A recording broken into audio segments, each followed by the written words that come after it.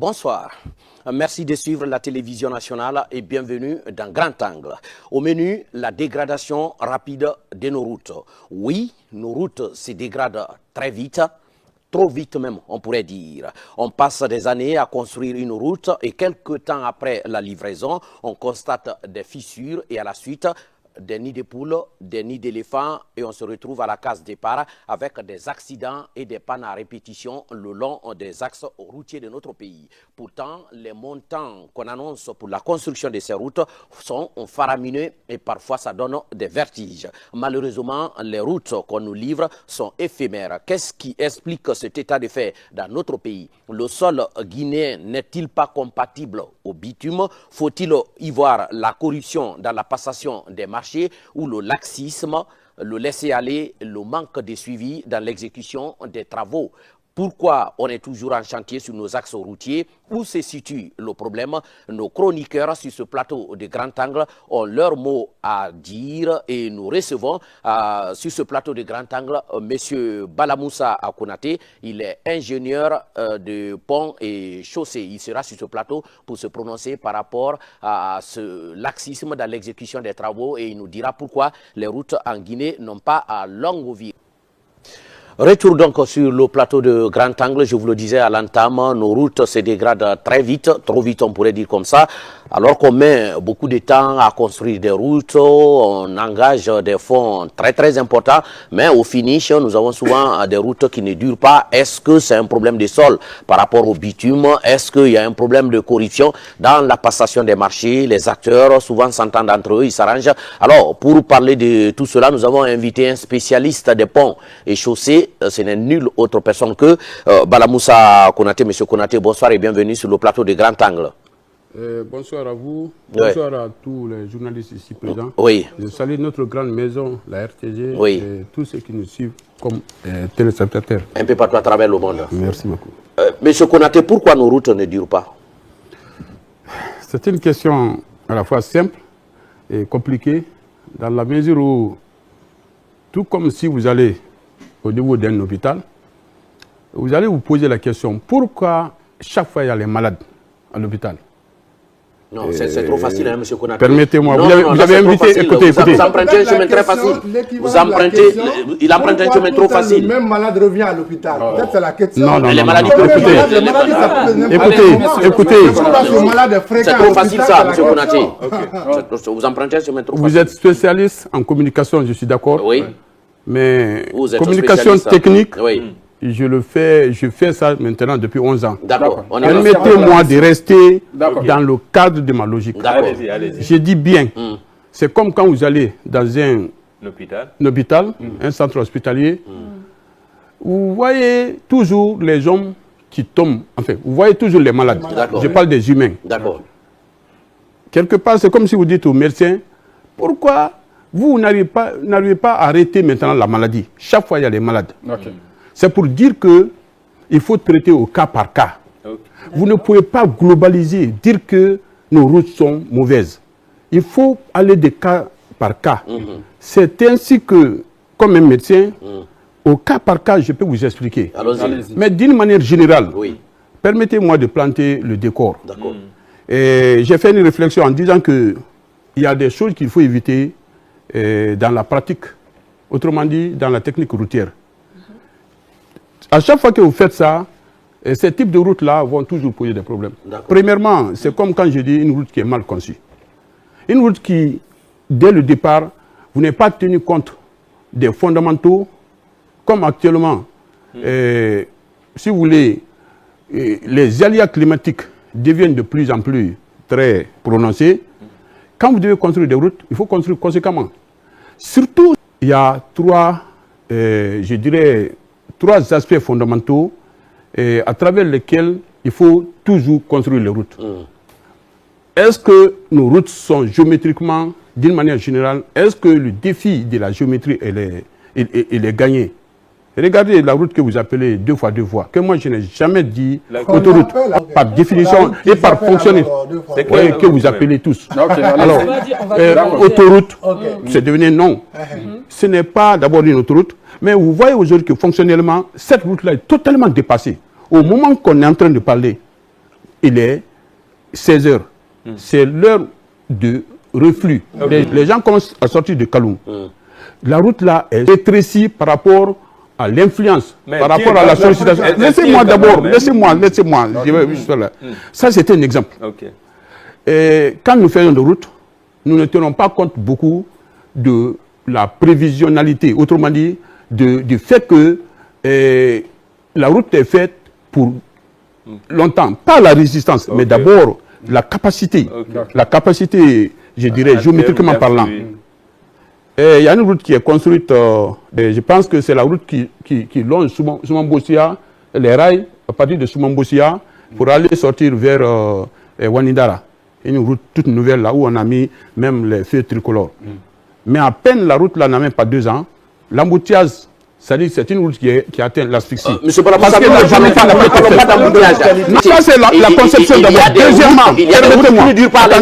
Attendez. C'est pourquoi je dis, votre préoccupation ici, c'est de dire que nos routes ne durent pas. Oui, c'est ça qu'on constate. Permettez-moi, quand vous invitez un spécialiste, depuis combien de temps vous êtes en train de discuter comme ça, vous n'avez pas de solution. Permettez une fois quand il y a un technicien. Vous comprenez? Très bien. C'est-à-dire, en principe, on ne doit même pas se préoccuper de dire que nos routes ne durent pas. Ça, c'est exclusivement pour les techniciens, ça. D'accord. C'est ce qu'on appelle l'impéritie. En fait, les techniciens devaient nous dispenser de cette façon de voir nos routes. On ne devrait pas se poser la question pourquoi nos routes ne durent pas. Ce n'est pas la question principale. La question principale ici, est-ce que les routes qui sont faites répondent vraiment à notre préoccupation en termes de fluidité? Et encore une fois, quand on fait les routes, c'est pour satisfaire, je dirais même les populations. Parce que quand les routes sont bonnes, leur influence, leur côté positif va jusqu'au niveau des ménages. Ça réduit franchement le coût du transport ou le coût qu'on met pour se déplacer d'un point à l'autre. Imaginez que si vous pouvez quitter Bentroya pour être en ville en 30 minutes, que si cela est possible constamment, que cela va augmenter beaucoup de choses en termes de rendement même du travailleur, si c'est le cas. Et aujourd'hui... On va juste peut-être mettre un point à ce niveau, on va faciliter la compréhension. Vous parlez, non, laissez-moi juste placer. Vous parlez de, c'est-à-dire quand on construit souvent des routes qu'on ne tient pas compte de l'afflux. Le on là, c'est qui? Qui doit tenir compte de... Justement, ça c'est à la fois la gouvernance et les techniciens. D'accord. La gouvernance et les techniciens. Vous êtes un technicien, non? Bien sûr. Okay. Mais écoutez, je suis technicien, qu'est-ce que ça veut dire? C'est juridiquement, si je ne suis pas invité à participer à l'élaboration d'un projet ou à la réalisation d'un projet, je parle en tant que spécialiste. Vous comprenez? Très bien. Je vais vous lire la conception la tient compte effectivement aussi. Les routes qui sont faites pour que les camions roulent, parce que la distance des routes, c'est pour les camions. Quand les routes sont faites pour les camions, mais la structure est légère, ça ne peut pas aller. C'est le cas, par exemple, de la route qui quitte depuis km 36 jusqu'à Daboula, pour être précis. Vous avez vu déjà la route de km 36 précisément, jusqu'à Koya, il y a combien de fois la dégradation? Vous comprenez? Techniquement, c'est la structure. Vous dites seulement que ça ne va pas, mais nous, techniciens, nous savons. Mais quand vous prenez la route de km 36 jusqu'à Dapompa, normalement, c'est une bonne structure. Là-bas aussi, c'est vraiment la mise en œuvre qui a été le problème. C'est-à-dire qu'il y a des cas. C'est pourquoi moi, j'aime dire souvent qu'il y a une formule canonique, 4B plus R. Il faut qu'une route serve la population de façon constante et positivement. Il faut bien construire, il faut bien concevoir, il faut bien construire, il faut bien entretenir, il faut bien exploiter. Donc, deuxièmement, il y a les routes qui sont réalisées avec le déficit de réalisation. C'est-à-dire que l'entreprise qui a construit n'est pas à la hauteur de tout ce qui est dit dans le cahier des charges. Troisièmement, c'est quand une route est mal entretenue. C'est-à-dire que vous faites l'entretien, mais vous faites mal. À l'heure là, il y a une agence que j'apprécie, qui est née en Guinée, peut-être il y a 3 ans ou 2 ans, la Géroute. On peut... Hein? Dans quel sens? Je suis un entrepreneur avant tout. Pour avoir votre expérience. Oui, bon, ça c'est un autre sujet. C'est pas ça le plus important. Mais elle a toutes les charges sur son épaule parce qu'elle a hérité des routes qui sont à la fois bonnes, d'autres qui ne sont pas bonnes. Tout ce que je suis en train de dire, alors là, aujourd'hui, c'est des problèmes. Avant, quand même, de toutes les façons, je conseille à Zeroute, quand vous avez une route à entretenir, cherchez d'abord son carnet de santé. Comment est-ce que cette route a été construite?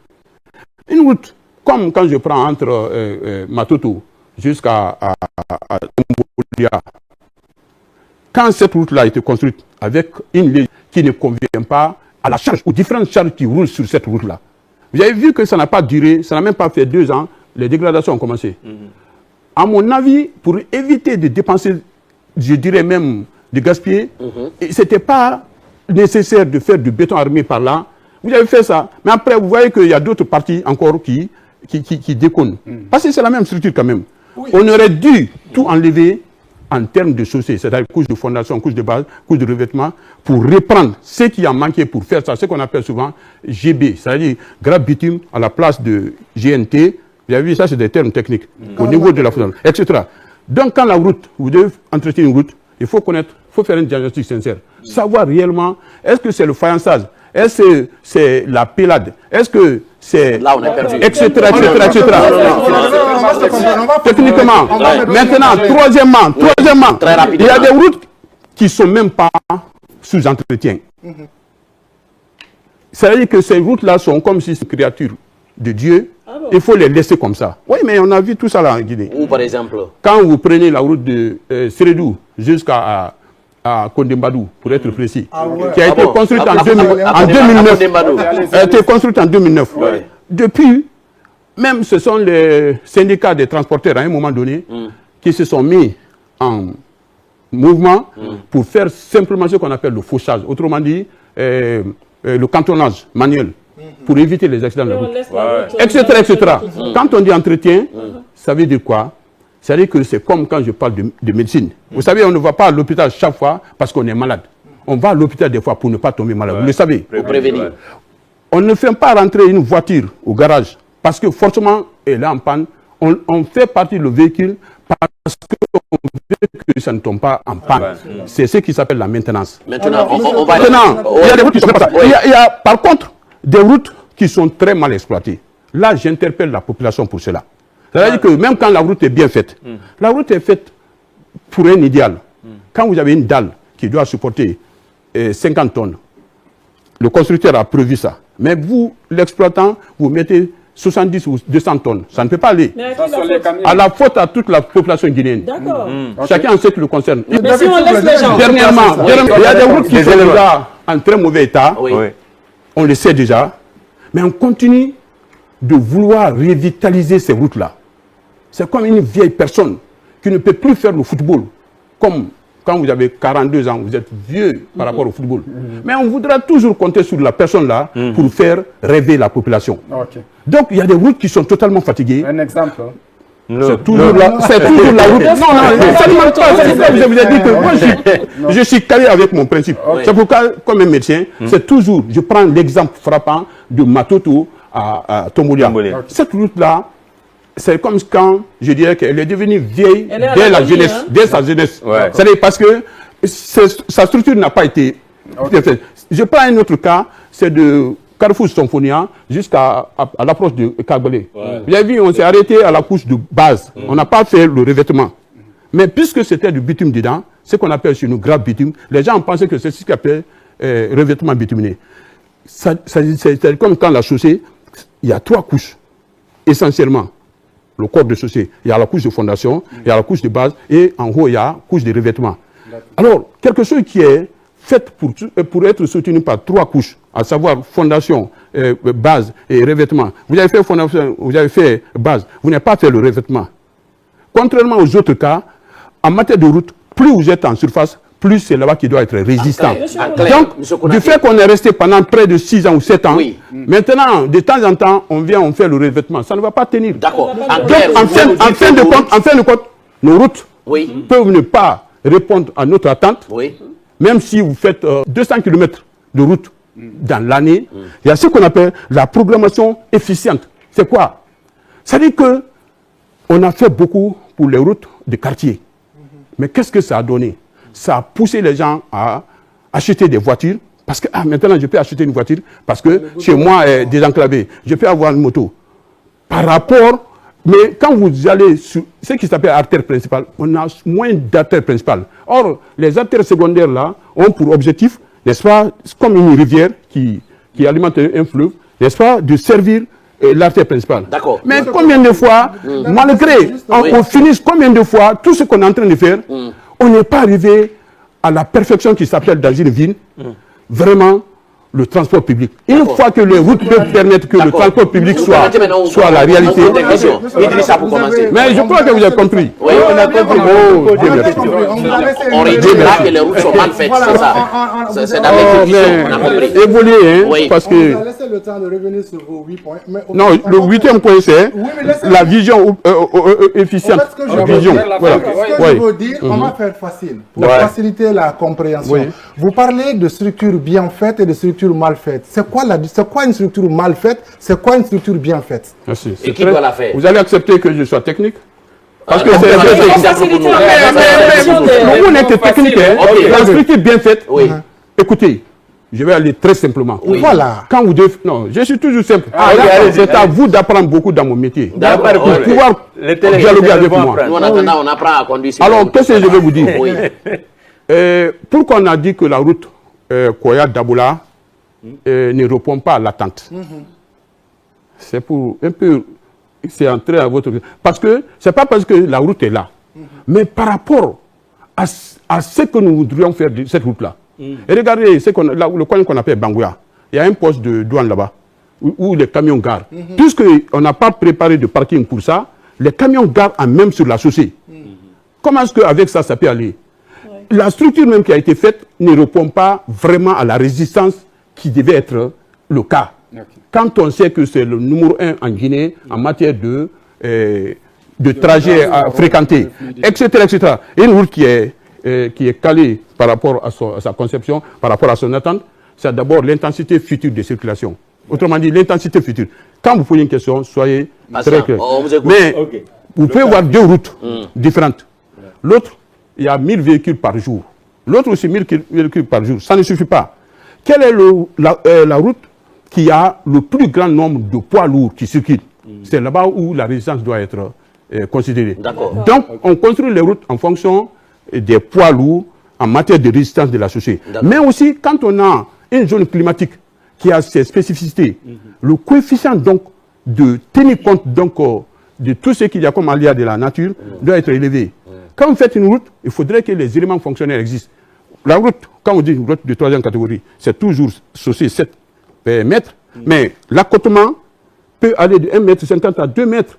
Cela veut dire que l'accotement, c'est la petite bande qui est à côté, si vous voulez, parce que vous voulez que je vous explique. On a compris. Donc, on appelle ça bande d'arrêt d'urgence. Alors, plus c'est large, plus les véhicules peuvent garer là-bas sans indisposer ceux qui circulent. D'accord, on a compris. Je crois qu'il y a beaucoup à dire. Monsieur Konaté, s'il vous plaît, pour mieux comprendre, est-ce que ça veut dire que c'est un problème de dosage, c'est un problème de poids, c'est un problème d'entretien, c'est un problème lié à la capacité des entreprises auxquelles on confie ces marchés-là? Réellement, c'est quoi le problème? Voilà. Le problème est divers. Je vous disais tantôt que l'entreprise peut être à la hauteur. Mais si, moi, en tant qu'entrepreneur, alors, l'État a voulu que son projet soit réalisé comme ça. Parce que le 8e point que je voulais effectivement signaler répond à ça. C'est-à-dire que la vision déficiente des objectifs à atteindre. C'est-à-dire si vous avez une route à faire, mais l'État dit par exemple que, alors attendez, on a mis un bureau d'études. Un bureau d'études digne de nom. Attendez, un bureau d'études digne de ce nom, qui a fait les études qu'il fallait. Mais ces études-là n'ont pas été entièrement prises en compte parce que l'enveloppe financière manque. C'est-à-dire que la capacité financière du bailleur de fonds, autrement dit de l'État, manque de 20% par rapport au montant. Alors quand vous enlevez, au lieu de 100 millions, vous dites 80... Non, pas bâcler. Attendez. Ne blaguez pas avec les mots. Voilà, on peut élaguer.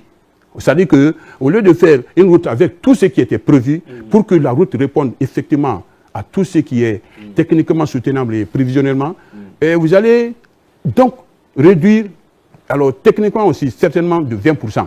Et quand vous dites simplement, ah, on fait ça pour que quand même les gens soient contents, après on verra ça. Je dis souvent que c'est pendant la saison des pluies que les routes montrent leur état de santé. Ouais. Vous allez tout faire pendant la saison sèche, il n'y a pas de problème. Mais la saison des pluies, c'est le moment le plus éprouvant pour la route, vous allez sentir. Oui, d'accord. Mariam, les techniciens ne sont pas forcément responsables de tout ce qui ne va pas. D'accord, on a compris ça. Parce que souvent aussi, on a compris souvent. Quand ils n'ont pas d'argent, qu'est-ce qu'ils peuvent faire? Je voudrais savoir, M. Konaté, ça fait quand même longtemps que la question des routes perdure en Guinée, il n'y a pas de solution. On a vu à un moment donné, on est passé... Non, mais on n'en a pas encore. Non, il y a solution. Il faut dire que les solutions tardent à être appliquées. D'accord. Nous, on n'a pas... Ça n'existe pas. Moi, j'ai toujours donné des solutions. Ah, on ne vous écoute pas, malheureusement. Ah non, même vous devez m'écouter aussi. Ouais, non, vous quand vous m'écoutez, vous ne devez pas toujours dire que ça ne va pas. Vous devez dire que... Ah, si ça ne va pas... Mais qu'est-ce que vous voulez qu'on dise? Non, non, attendez. Je ne suis pas d'accord qu'on dise que ça ne va pas du tout. Je ne suis pas d'accord aussi. Ça va, ça va. Non, attendez, sur les routes, ça va. Oh là là. Non, non, attendez. Je vais passer à ma question. Vous savez, j'ai la chance que je ne suis pas un fonctionnaire de l'État. Donc, moi, j'ai l'habitude d'être sincère. Non, sanctionner pourquoi? Oui, c'est ce que j'ai dit. Depuis que je vous écoute ici, tout ce que vous dites, c'est très citoyen. Personne ne vous empêche. Moi, je n'ai jamais été empêché, ni avant, ni aujourd'hui, par rapport à ce que je fais passer. C'est bon. Et même, il y a beaucoup de hauts cadres de l'État qui me disent que M. Konaté, ce qu'il fait, c'est vraiment bon pour nous. Il y a des patriotes en Guinée, parmi ceux qui dirigent et parmi la population. Donc moi, je n'ai aucun problème. Mais ce que je tiens à dire, toutes nos routes ne sont pas forcément bien, toutes nos routes ne sont pas forcément mauvaises aussi. Alors, ça par et la dynamique d'aller de mieux en mieux est en cours. C'est bien. Oui, je dis, il y a du tâtonnement parce qu'on voit qu'on passe du goudron au pavé, aux dalles. On ne comprend pas quelle solution apporter. Qu'est-ce que vous appelez tâtonnement? Parce qu'on ne pose pas la question à un journaliste. Mais par rapport à la question précise, tâtonnement, c'est quoi? Je dis, aujourd'hui, on peut voir qu'ils ont mis le goudron. Demain, c'est des pavés. Mais après demain, c'est soutenable. des butines. Maintenant, est-ce qu'il faut aller avec des goudrons et construire de bonne qualité, parce qu'il y a des pays aujourd'hui qui ont des pavés et ça marche. Merci. Voilà. Et heureusement que vous avez reconnu aussi que des fois, que dans d'autres pays, on utilise. Je vous dis, ce n'est pas forcément le tâtonnement. Permettez-moi. D'accord. C'est vrai que ça ne va pas d'une manière générale à plusieurs endroits. Mais il y a aussi des cas qui sont bons. Bien sûr. Prenez la Guinée depuis plusieurs dizaines d'années plus loin et remontez. Faisons le choix des bonnes routes et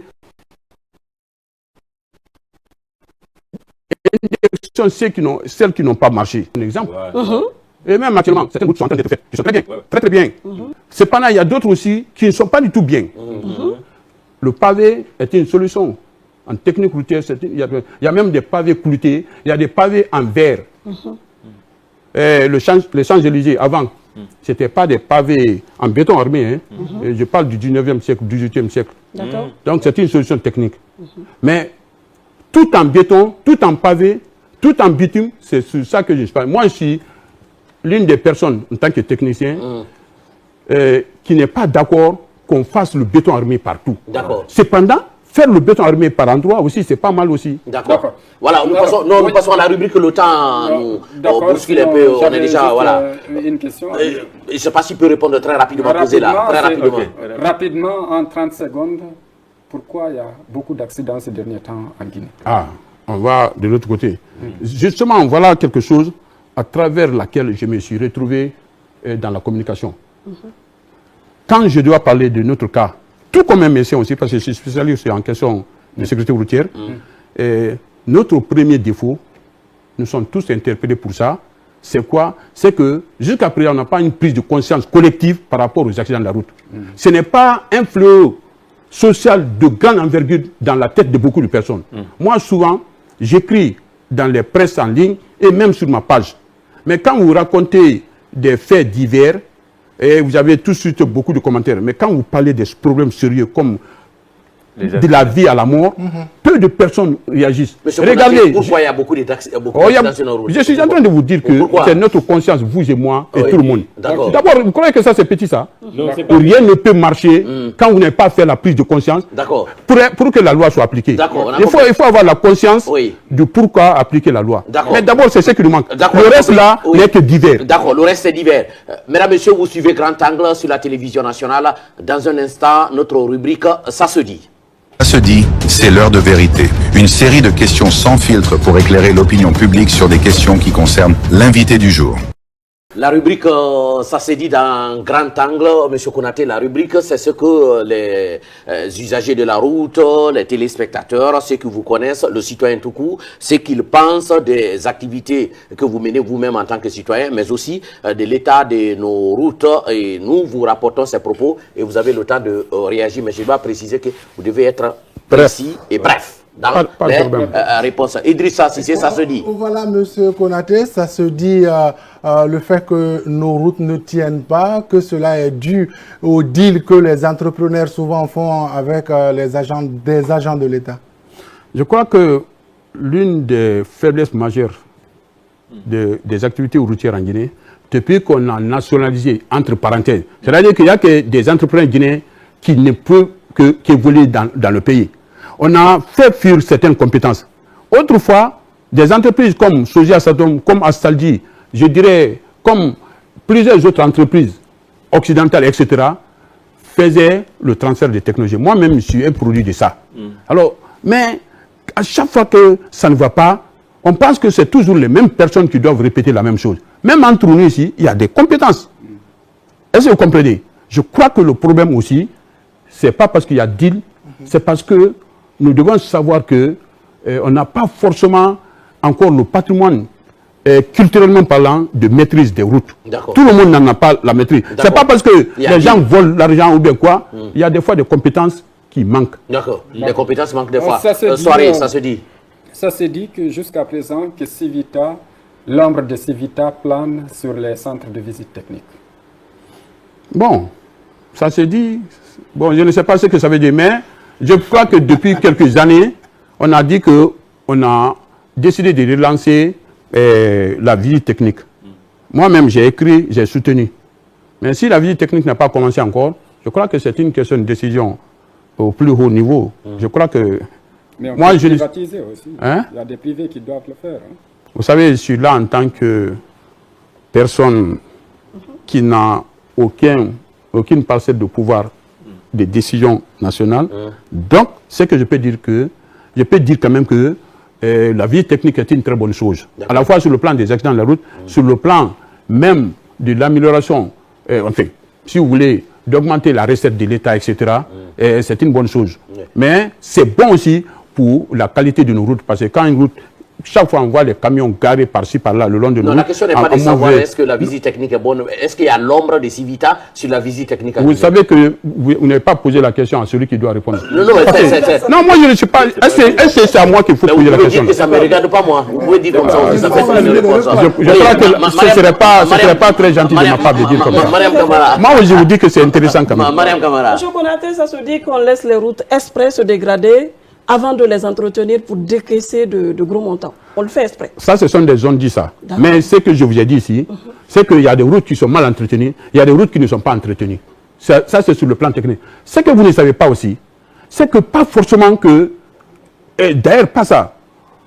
C'est-à-dire, le roi sur la route, c'est l'argent. Est-ce qu'il y a suffisamment d'argent pour pouvoir répondre à toutes les attentes là? Je crois qu'à cause de ça, certaines entreprises aussi rencontrent des difficultés. D'accord. Salut, M. Konaté, vous avez apprécié par endroit l'utilisation du béton, mais il s'est dit qu'on met le béton sur nos routes, même là où on ne devrait pas mettre le béton. Je suis d'accord avec vous, parce que moi-même j'ai dit que si il est vrai que ce n'est pas à cause de l'eau qu'on met le béton, hein, on met à cause... Du sol. Non, c'est à cause de la résistance, la capacité portante. Non seulement du sol, quand c'est un sol faible, parce qu'en 1967, on a fait des paillotes jusqu'à Dunka, on a fait sur Fidel Castro. À l'époque, les camions les poids lourds les plus élevés, c'était au maximum 30 tonnes. Mais c'est comme une dalle, c'est comme votre table là. Et vous avez vu, quand vous mettez ça sur l'eau ou bien sur quelque chose, ça ne va pas descendre. Parce que c'est quelque chose qu'on appelle la pression, poids divisé par la surface. Donc, la dalle étant une structure rigide, a la capacité de répartir la charge qui repose là-dessus, enfin, de supporter la charge qui se trouve sur elle, cette dalle-là, et de la répartir sur toute la surface qu'elle a comme occupation, ce qu'on appelle la surface d'empattement. D'accord. Donc, mais quand on veut effectivement faire les routes, le béton, et dans les endroits où il faut, je suis d'accord, mais pas dans les quartiers où l'addition d'eau n'est rien n'est fait, on va tout reprendre encore. Merci d'être venu sur le plateau de Grand Angle, M. Bala Moussa Konaté. C'est une fierté pour moi d'être toujours parmi les bons citoyens que vous êtes. Oui. Que Dieu protège la Guinée. Vous reviendrez encore pour parler. C'est toujours un plaisir de parler avec vous parce que vous êtes...